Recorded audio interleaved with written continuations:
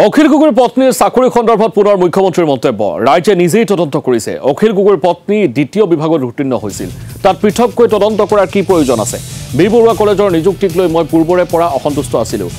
oral নম্বৰৰ ভিত্তি কৰি গীতাশ্ৰী তামুলীৰ চাকৰি হৈছিল তেতিয়াৰ পৰা মই কলেজ শিক্ষকৰ নিযুক্তিত অৰেল নম্বৰ বন্ধ কৰিছিলো অখিল গগৈ ডালিমী কাকতিৰ ঘৰত গৈ মাৰ্কশিটখন চাই ললেই হ'ল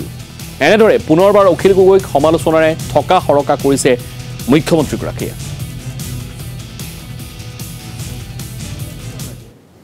ইয়াতে এতিয়া ইমান ধুনীয়াকৈ কথাখিনিতো তদন্তটো কৰিয়ে দিলে দেখোন ৰাইজে তেওঁ তদন্ত মানে কি বিচাৰিছে তেওঁক এতিয়া মই মাতি আনি পুলিচ থানাত ভৰাও কি তদন্ত বিচাৰি আছে তদন্তটো হৈয়ে গ'ল ৰাইজে কৈছে যে তেখেতে সেকেন্ড ডিভিজন পাইছিল এতিয়া এটা তদন্ত কেতিয়া হ'ব যেতিয়া কোনোবাই ক'ব সেকেন্ড ডিভিজন মই পোৱা নাই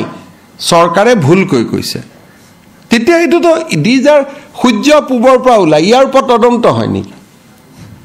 এতিয়া অখিল গগৈ ডাঙৰীয়াই কি তৰ্ক বিতৰ্ক কৰি আছে মই নাজানো ঢেকিয়াজুলি কলেজৰ অধ্যাপিকা এগৰাকীয়ে অলৰেডি বাতৰি কাকতত টিভিত কৈ দিলে ফেচবুকত দি দিলে যে এওঁতকৈ মোৰ নম্বৰ বেছি আছিলে তাৰ পিছত তেওঁ ক'লে মোৰ পত্নী ৰিচাৰ্চ কি পিএইচডি ডিব্ৰুগড় ইউনিভাৰ্চিটি কলেজে তেতিয়া আমাৰ কোনো পিএইচডিৰ ব্যৱস্থাই নাছিল গ'ল এটা ইয়াৰ ওপৰত কি ইনকুৱাৰী লাগে মই বুজি পোৱা নাই চাকৰিটো ল'লে এটা ইনকুৱাৰী কি কৰিম ইনকুৱাৰী তাবুৰাম তাইত ডাঙৰীয়া আছিল সেই সময়ত এটা মই মৃত মানুহজনক লৈ এটা কি ইনকুৱাৰী কৰিম তেখেতক আনি মই সুধিব লাগিব নেকি যে আপোনাক কোনে সেই সময়ত ৰিকুৱেষ্ট কৰিছিল গতিকে ইয়াত ইনকুৱাৰী কি লা পলাবতো মই ভাবোঁ যে পলোৱাৰ প্ৰশ্নটো ক'ত যদি কথা হ'লহেঁতেন যে নহয় মুখ্যমন্ত্ৰীয়ে ভুলকৈ কৈছে সেই সময়ত তেওঁতকৈও চোকা ছোৱালী কোনো নাছিল এতিয়াতো কি নাম জানো তেখেতৰ মহিলাগৰাকী তেওঁতো জলজলতকৈ কি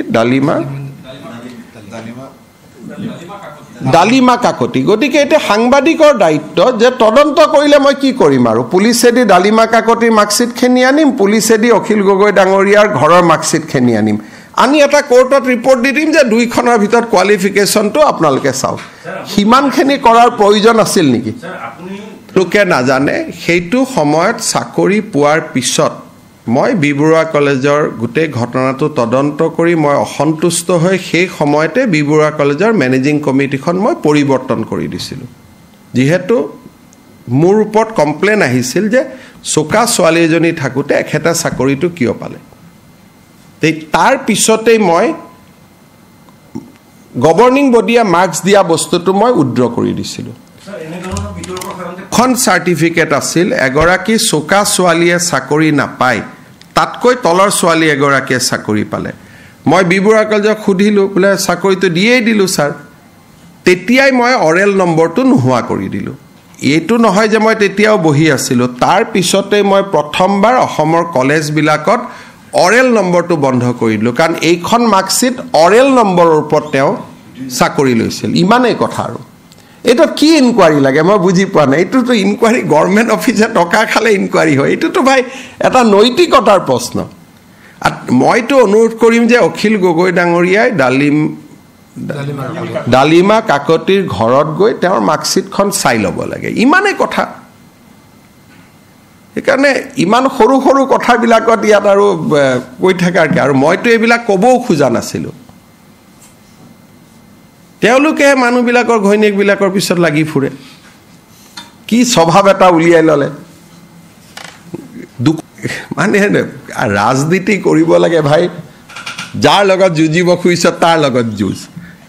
আমি ৰাজনীতি কেনেকৈ কৰোঁ আচ্ছা হিমন্ত বিশ্ব শৰ্মা বেয়া মানে অহাবাৰ তেওঁক জালুকবাৰীত হেৰুৱাই দিম